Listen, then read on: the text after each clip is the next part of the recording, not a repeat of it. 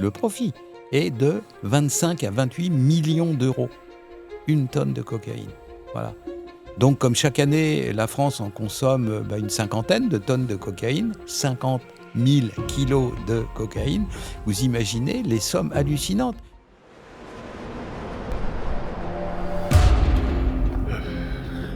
Vas-y, avance. Pour montrer où on est dans un...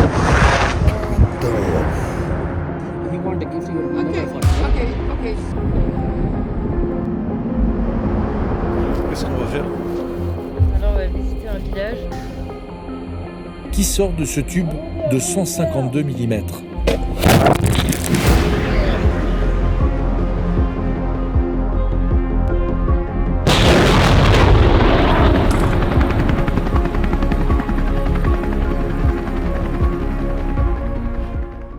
Bonjour à tous, chers abonnés d'Omerta, bienvenue dans ce nouveau podcast Retext que vous pouvez retrouver dès maintenant dans son intégralité sur l'application mobile Omerta que vous pouvez télécharger via Google Play, Apple Store ou via notre site internet www.omertamedia.fr. Aujourd'hui, j'ai l'honneur de recevoir le criminologue français, monsieur Xavier Hofer. Bonjour monsieur. Bonjour.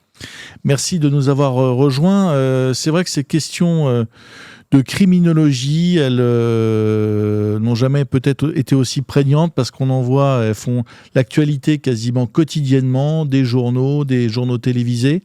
Et donc, on vous a invité pour essayer d'y voir un petit peu plus clair parce que y a un phénomène qui visiblement est en explosion. En même temps, on n'y comprend pas grand-chose. Donc, on va essayer de faire avec vous un petit peu de pédagogie. La criminologie, vous la suivez depuis des années. Vous êtes l'expert. Vous enseignez la criminologie au CNAM depuis des années. Ma première question, elle a trait justement à cette activité intense relayée par les médias de ces nouvelles formes de groupes criminels comme la DZ Mafia, la DZ Mafia Nouvelle Génération, la GF Mafia à Lyon, etc. Est-ce que ces groupes criminels ont explosé? Est-ce qu'ils n'ont jamais été aussi prégnants, importants en France? Ou alors, est-ce que c'est la lumière médiatique des réseaux sociaux qui peut-être a un effet loupe, un effet grossissant? Alors, commençons par le commencement. Depuis le 19e siècle, depuis l'invention, l'apparition de la sociologie et spécialement de son premier savant, M. Durkheim, on sait que dans une société humaine, le crime est un phénomène social normal.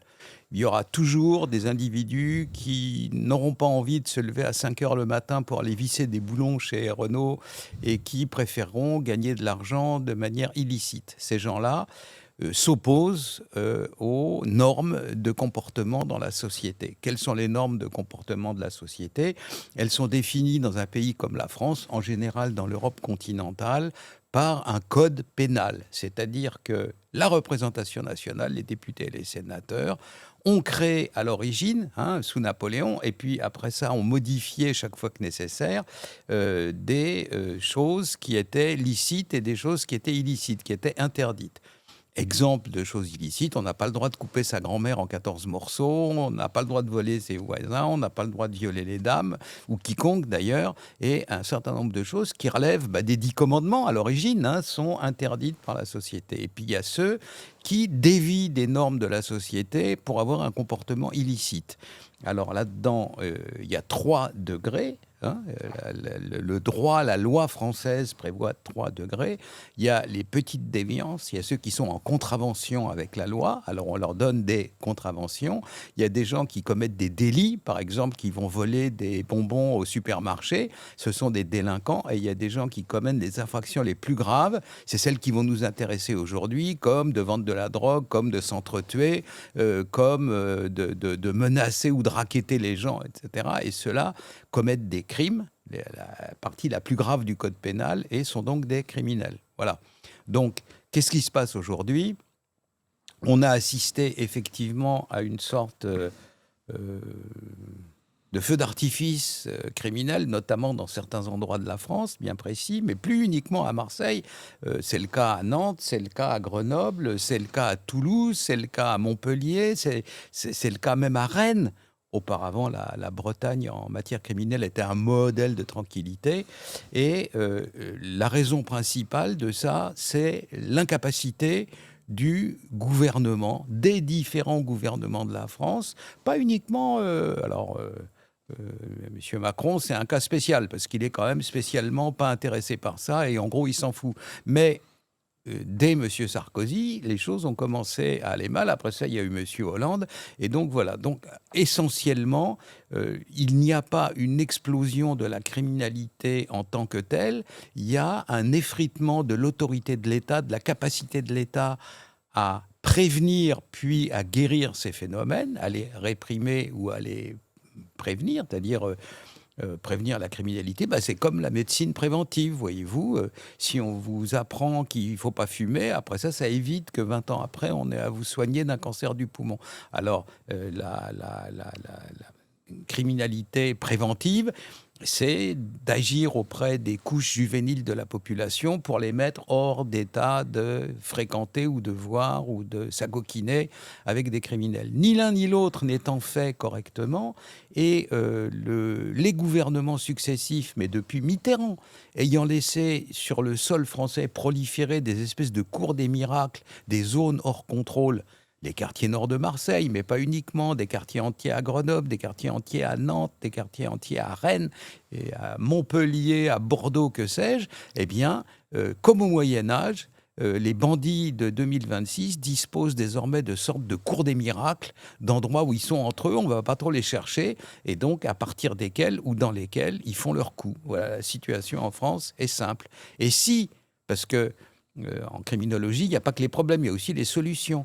Et si on reprenait le contrôle de ces cours des miracles, de ces zones hors contrôle, ce que les médias du système appellent les quartiers sensibles, vous savez, voilà les endroits où, en gros, la police ne met plus les pieds au jour le jour, eh bien, on réduirait d'à peu près 70 à 80% les phénomènes de ce qu'on appelle la délinquance ou la criminalité de voie publique, c'est-à-dire ce qui se commène dans la rue.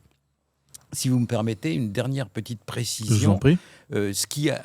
Ce qui affecte les Français, ce qui les fâche, ce qui fait que dans les sondages, même pour les municipales, la sécurité est mise au premier plan, c'est qu'il y a trois formes de crimes qui affectent les Français. Premièrement, il y a la criminalité en col blanc, c'est-à-dire des gens de la haute société qui filoutent ou qui truandent leurs clients ou leurs associés, etc., de manière à extraire illicitement de l'économie et de la finance réelle des sommes criminalisées, et puis après ça blanchit. Deuxièmement, il y a les atteintes à l'environnement qui sont très graves.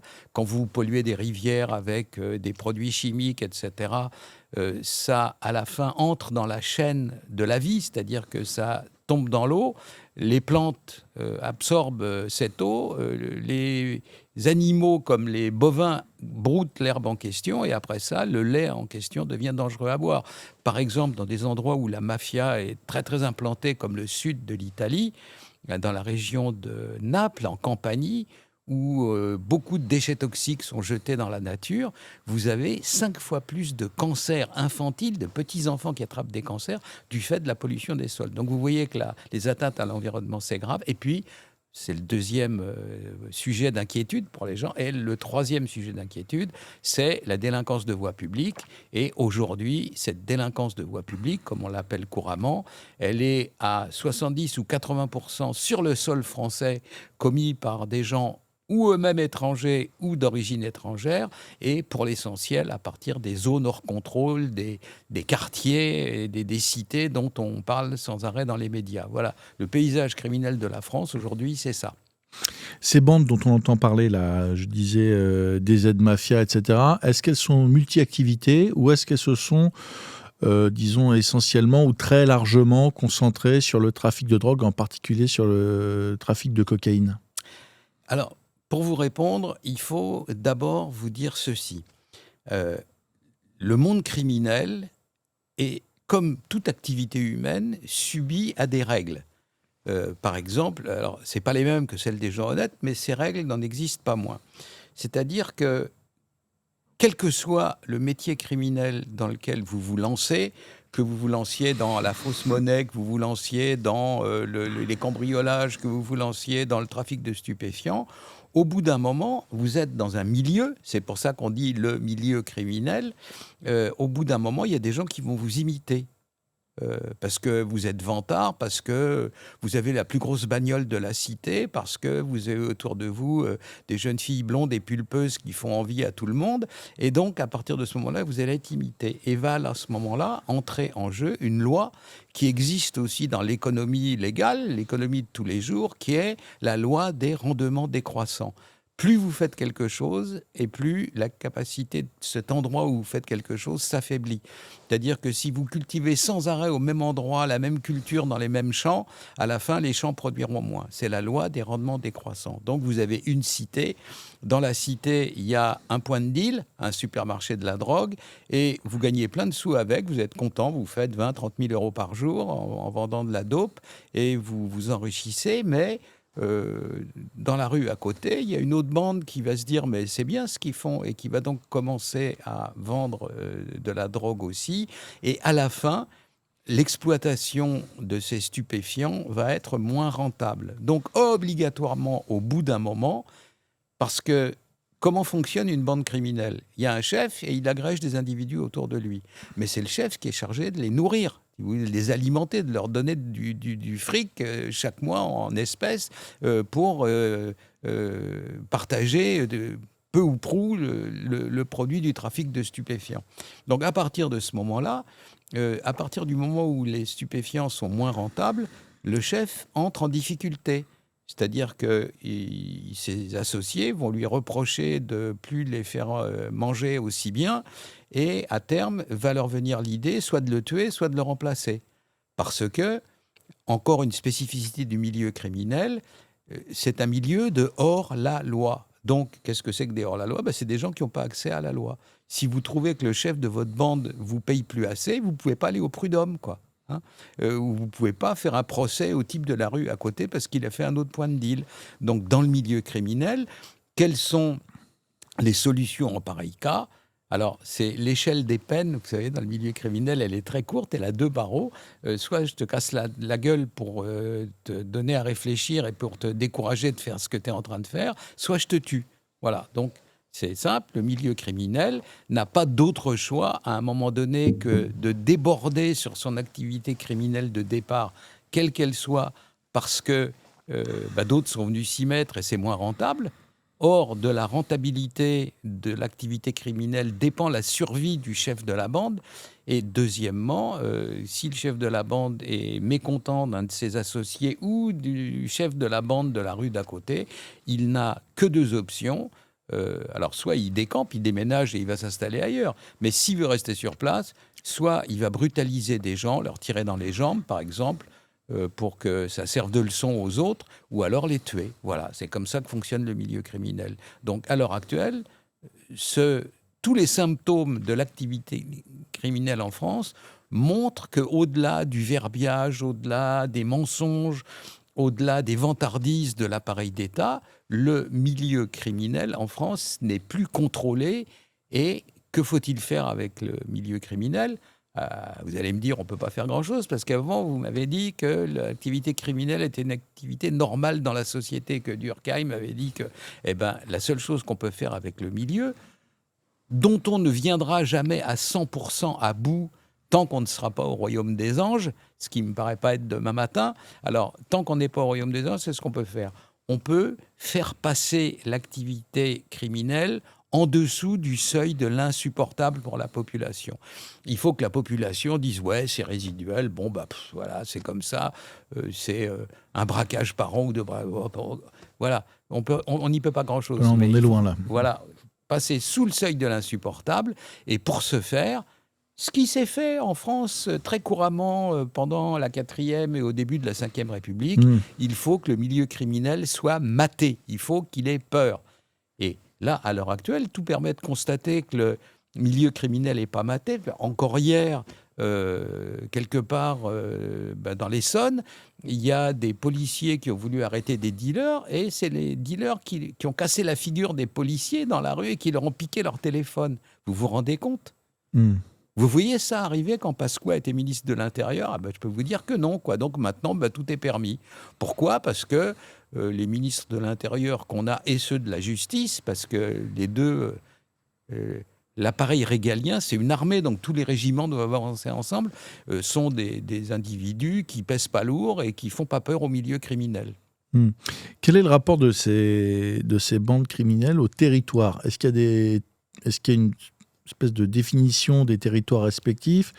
Est-ce que ce sur quoi peut-être ils se mettent d'accord, c'est respecté ? Est-ce que ça rentre aussi dans la codification dont vous parliez, le rapport au territoire ? Évidemment, à l'exception d'une seule catégorie de bandits, les nomades, tous les autres sont des animaux territoriaux, c'est-à-dire qu'ils ont un fief et c'est le pouvoir du chef de la bande s'exerce sur un territoire donné qui va de la rue Truc à la rue Machin, dans un quartier donné ou sur une ville donnée quand elle est plus petite. Mais évidemment, tous les bandits sont des animaux territoriaux.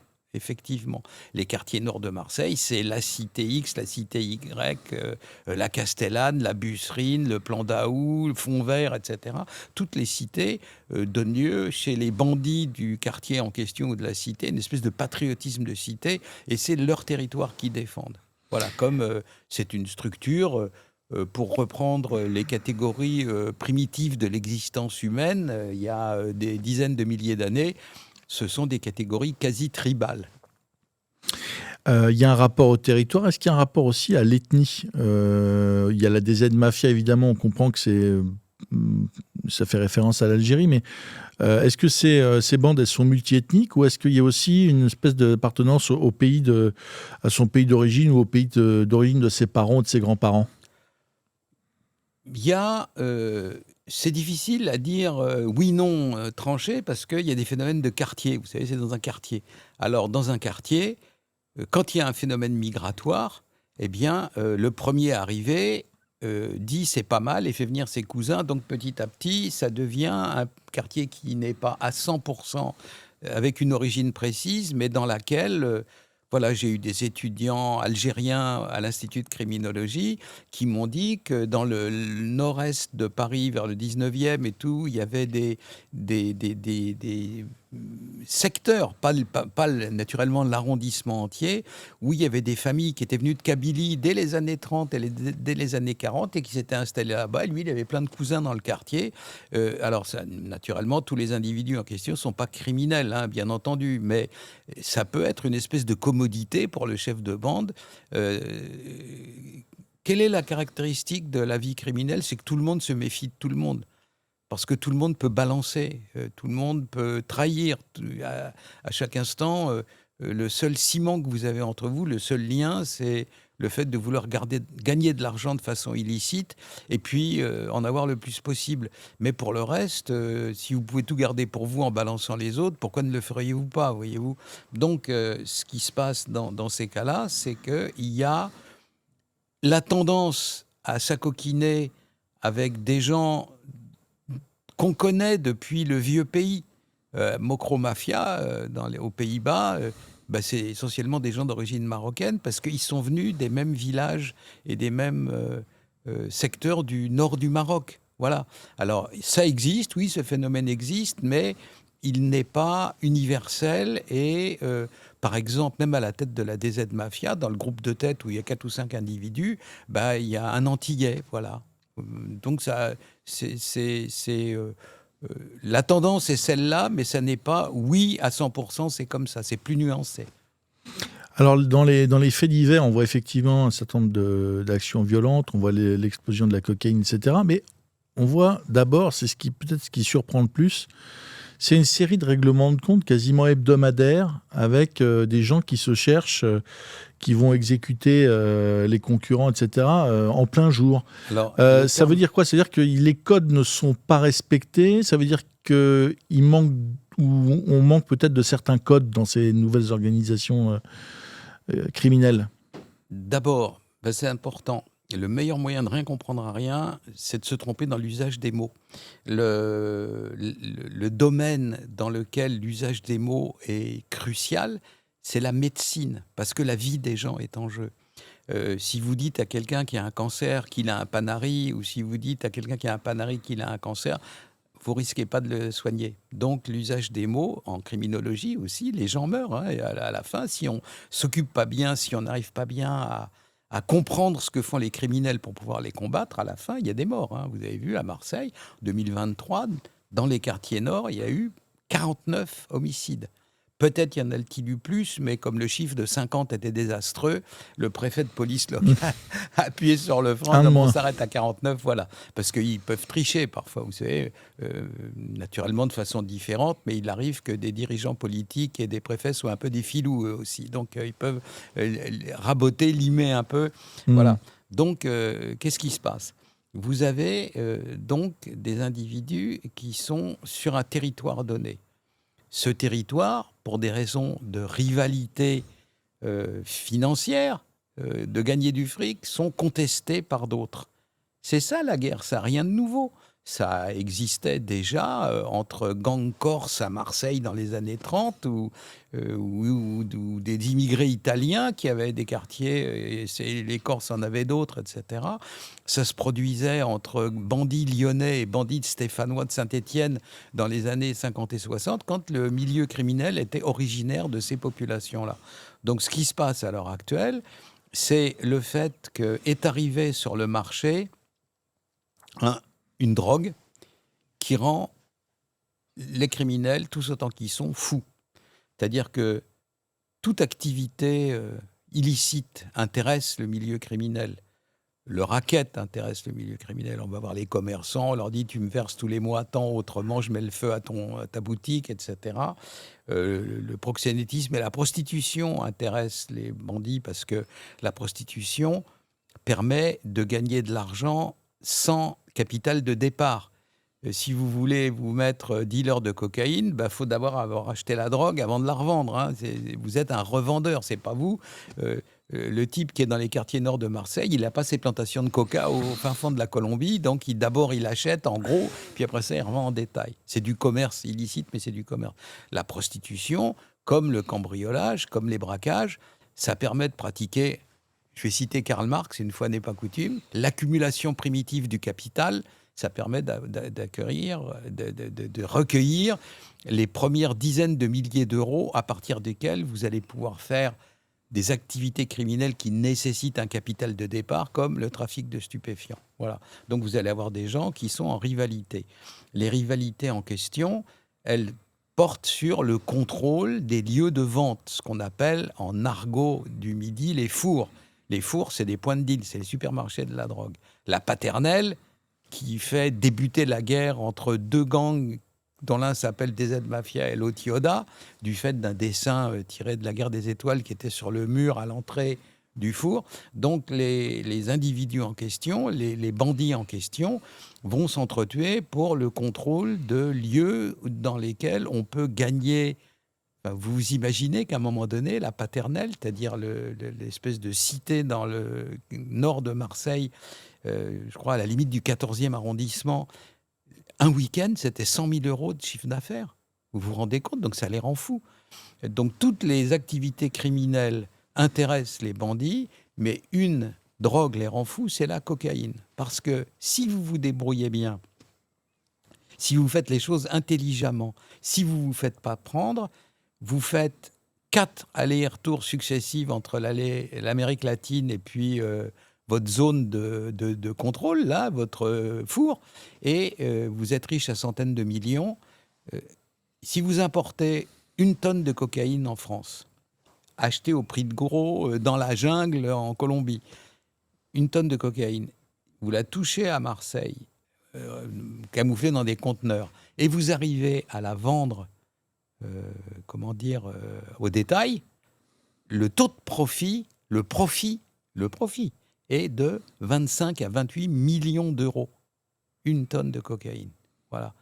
Donc, comme chaque année, la France en consomme une 50aine de tonnes de cocaïne, 50 000 kilos de cocaïne, vous imaginez les sommes hallucinantes. Donc à partir du moment où vous avez réussi votre histoire pour la première tonne et qu'après ça vous en apportez une tonne de temps en temps, à vous, alors depuis quelques semaines c'est devenu moins confortable, mais à vous la villa à Dubaï, à vous les jeunes créatures pulpeuses, à vous les grosses voitures, à vous tout ce qui donne envie, vous comprenez, à un voyou. Donc c'est ça le problème. Vous avez la lutte à mort. Dans les quartiers nord de Marseille, il y a eu 50 morts. Donc c'est une lutte à mort en 2023. Donc c'est une lutte à mort pour avoir tout de suite cette espèce de tsunami d'argent qui vous tombe dessus et qui littéralement les rend fous. Donc pour ça, ils sont prêts à tuer père et mère, quoi. C'est ça qui se passe. Quel est le lien entre justement ces groupes criminels, notamment ceux qui sont spécialisés sur la drogue, donc vraiment sur les choses peut-être les plus rentables, et la petite délinquance au moment des émeutes ou de soirs de match, etc. On a souvent dit que les caïds de ces organisations criminelles avaient quasiment joué un rôle un peu pour la paix sociale, qu'ils avaient calmé la petite délinquance, etc. Est-ce que c'est absolument distinct ou est-ce qu'il y a des porosités, qu'il y a des passerelles entre les deux? Ça se passe dans les mêmes quartiers. C'est les zones hors contrôle. Hein. Donc le caïd, il laisse faire les petits pour qu'ils se défoulent pendant quelques heures. Puis après ça, il fait dire du calme. Parce que, évidemment, le fait qu'un quartier soit à feu et à sang est totalement chaotique et mauvais pour toutes les formes de commerce, même les commerces illégaux. Alors, soit vous avez un four, un point de deal physique et les gens viennent plus, soit vous avez de Uber Sheets, c'est-à-dire des livraisons par réseaux sociaux, par messagerie cryptée, et puis après ça, vous achetez votre cocaïne ou votre héroïne ou Dieu sait quoi, ecstasy ou hashish, vous l'achetez sur Internet, et puis après ça, on vient vous livrer, et les livreurs ne peuvent pas circuler. Donc, dans les deux cas, l'émeute, c'est mauvais pour le business, quoi. Donc, c'est pour ça que, d'abord, remarquez bien que dans les quartiers nord de Marseille, il n'y a jamais d'émeute. Jamais. Parce que là, ils contrôlent. Donc, arrêtez-moi de ça tout de suite. Et puis, celui qui a envie de passer outre, il prend une balle dans la jambe ou il est amené dans une cave et on le lynche pendant 2-3 heures pour lui apprendre à vivre. Et vous avez remarqué que les petits des quartiers nord, là, Naël et tout, 2023, ils sont descendus sur le centre de Marseille pour tout casser. Chez eux, ils étaient sages comme des images, hein. Voilà, donc effectivement, il y a un lien parce que, en gros, le caïd exerce une domination sur le quartier où il vit, dont il est le caïd. Alors, il distribue de l'argent, il a une sorte de rôle un peu comme ça, social. Les gens viennent se plaindre à lui quand il y a quelque chose qui ne va pas. Pourquoi on m'a cramé ma voiture? J'avais rien fait et tout. Et puis, quand il y a des choses qu'il ne souhaite pas voir dans son quartier, il dit, allez voir ça ailleurs. Mais des fois, dans des quartiers moins bien contrôlés que les quartiers nord de Marseille, alors là, vous avez des caïds qui ont intérêt à l'émeute parce que ça dessert l'emprise criminelle,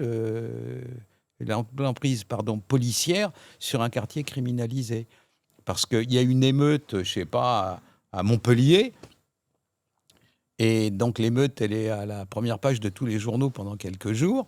Alors après ça, même si rien n'est écrit en pareil cas, vous avez le préfet qui va convoquer le commissaire de police en lui disant « Bon, allez-y mollo, parce qu'il y a des élections dans 6 mois, donc voilà, quoi. Si on ne veut pas faire élire des extrémistes, calmez-vous, agissez ailleurs, mais avant d'entrer dans le quartier en question, soyez gentils de réfléchir à 2 fois, quoi. » Et donc, naturellement, l'émeute, là, a un rôle positif pour les voyous parce qu'elle dessert l'étreinte criminelle autour du quartier.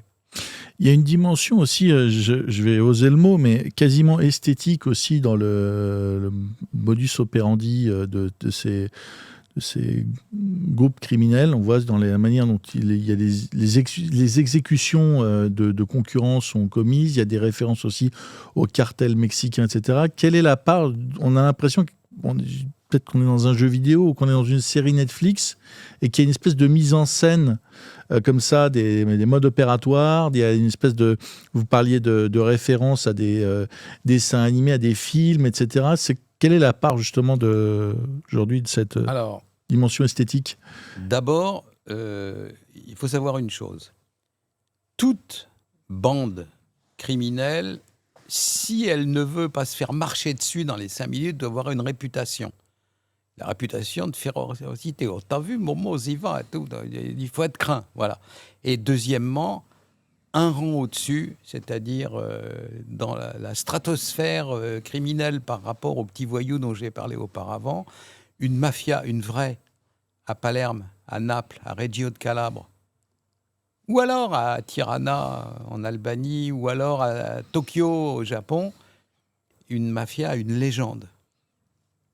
Et on ne touche pas parce qu'autrement on meurt, quoi. Voilà. Donc c'est pas du même niveau, mais ça n'empêche pas les petits de la base d'essayer d'avoir. D'où le fait que des petits voyous des quartiers nord de Marseille se nomment eux-mêmes mafia pour essayer d'attirer à soi un peu de la lumière de la légende en question, et que de toute manière il faut qu'ils défendent leur réputation. S'ils ne défendent pas leur réputation, par exemple, si dans une ville où il y a plusieurs quartiers à problème, si jamais une bande d'un quartier a une calache, il faut que les autres en aient une. On ait une, parce qu'autrement, ils sont morts. C'est comme l'équilibre de la terreur. Si l'Union soviétique n'a pas de bombe atomique après que les Américains en ont une, ben, ils sont morts, ils disparaissent, ils sont plus puissants, quoi. Ils deviennent impuissants. Donc c'est ça, en réalité. Vous avez le besoin, à un moment donné, de mener un combat pour protéger votre territoire et de faire peur pour éventuellement en conquérir un autre, pour que les autres ne résistent pas en France. C'est une logique de... C'est simple, hein, c'est enfantin, on connaît ça depuis la nuit des temps, c'est une série de rapports de force. Voilà. Alors, les rapports de force, eh ben, il faut avoir une sorte de légende autour de soi, et quelle plus belle légende pour un petit voyou que celle de la mafia, quoi. Sauf que, bien entendu, dans son fonctionnement, dans ses normes et dans ses règles, et dans sa durée, une mafia n'a rien à voir avec un petit gang. Voilà, quoi. Les soi-disant experts qui disent qu'il y a des mafias en France délirent, quoi. Il n'y a jamais rien eu de semblable. Avant qu'on commence à l'interview, je vous ai parlé du cas du deuxième repenti. Vous savez, le juge Falcone qui a été assassiné finalement dont la voiture a sauté à côté de l'aéroport de Palerme. Et donc, le juge Falcone a été le premier à recevoir les confidences de repentis de la mafia. Qu'est-ce qu'un repenti de la mafia ? C'est un mafieux qui rompt l'omerta, la loi du silence. La loi du silence, si vous la rompez, c'est la mort immédiate. Donc, ils y réfléchissent à 2 fois, mais voilà, 2-3 mafieux dans les années 90 du XXe siècle vont rompre l'omerta. Et le deuxième qui rompt l'omerta en Sicile est un soldat, un homme d'honneur, comme ils se disent eux-mêmes, d'une famille mafieuse de Palerme, et il se présente, comme je vais vous le dire, au juge Falcone, c'est noté sur le procès-verbal, « Monsieur le juge, je suis un homme d'honneur de la famille de Santa Maria di Gesù ». C'est des familles qui portent le nom du quartier, donc souvent à Palerme, le nom de l'église du coin, quoi. Du quartier de Sainte-Marie de Jésus à Palerme, je suis un homme d'honneur de la 7e génération.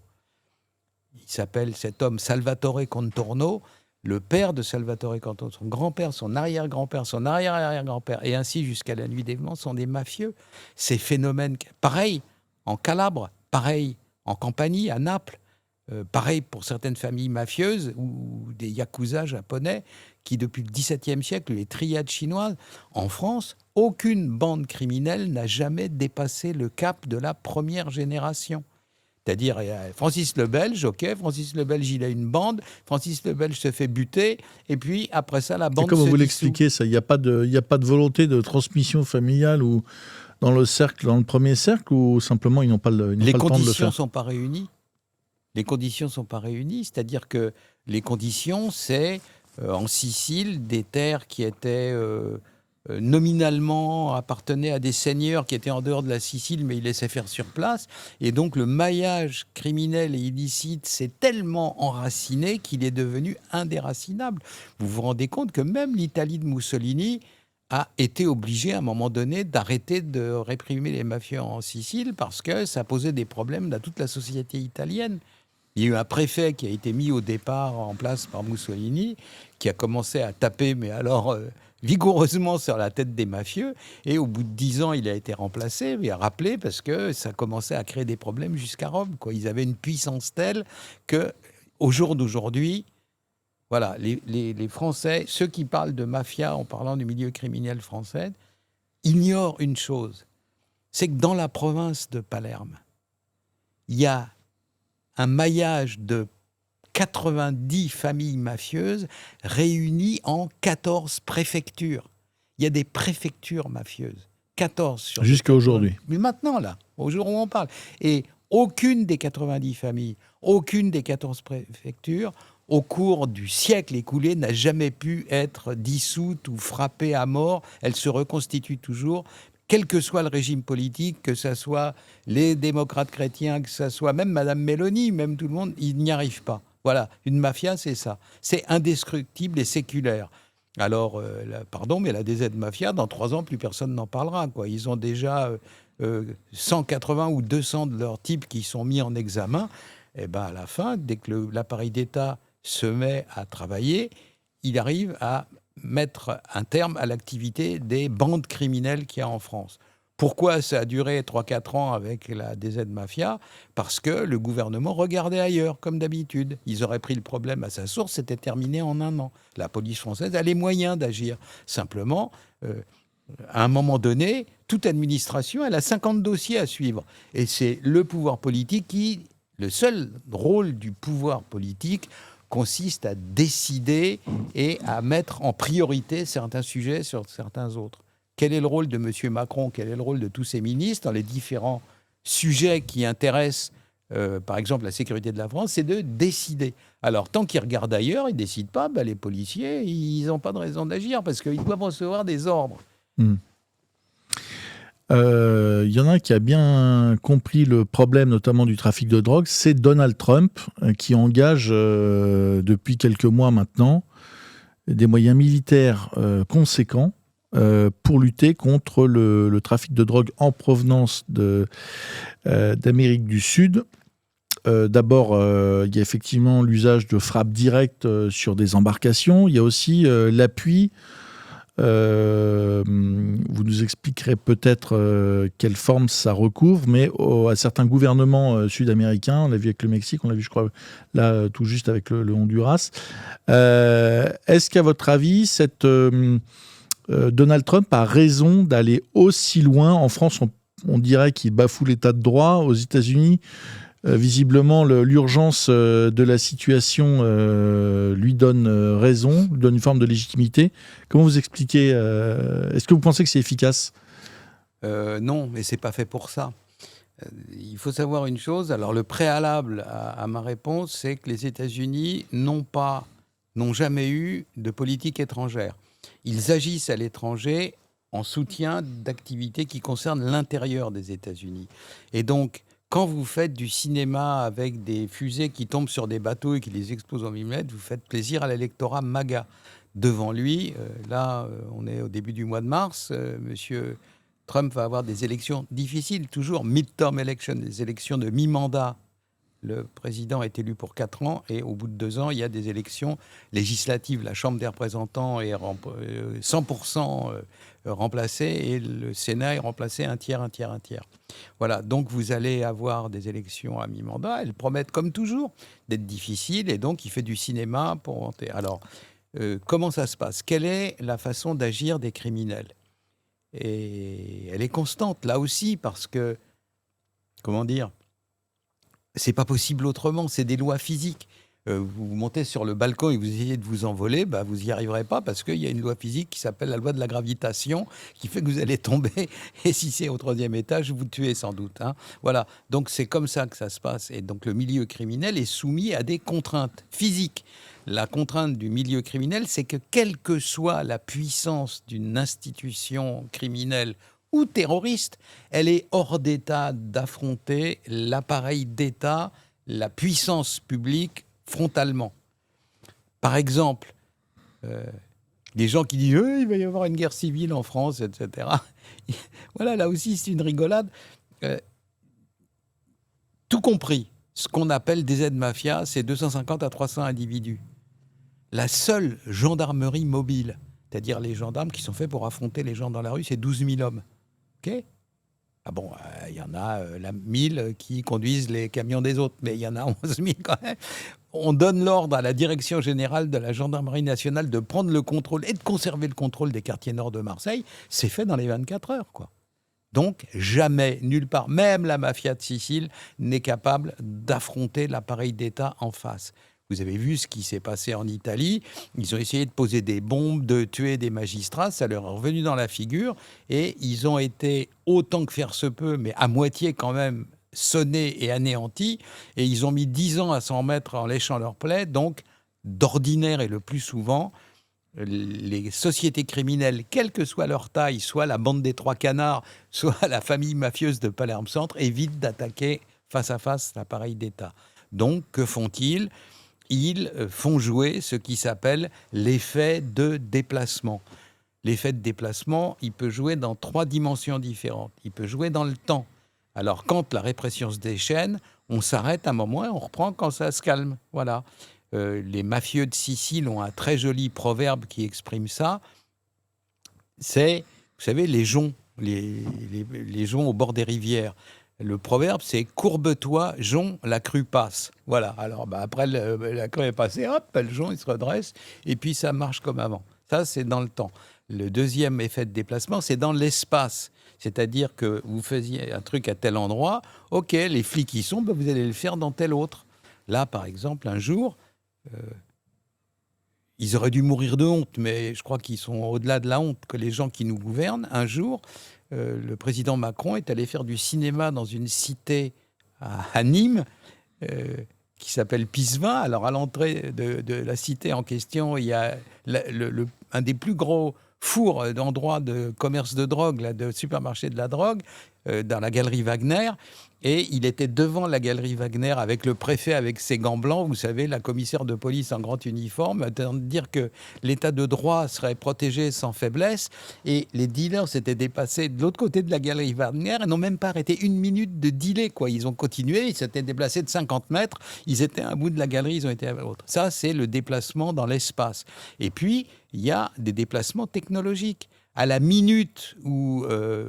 pour faire du cinéma pour le 20h, ou l'équivalent aux États-Unis, Donald Trump a commencé à taper à coups de fusée les bateaux, soi-disant transportant de la drogue. Hein. On a trouvé des pêcheurs morts au bord de la plage parce que c'était une erreur, quoi. Et que ça se faisait en dehors de tout contrôle de l'état de droit.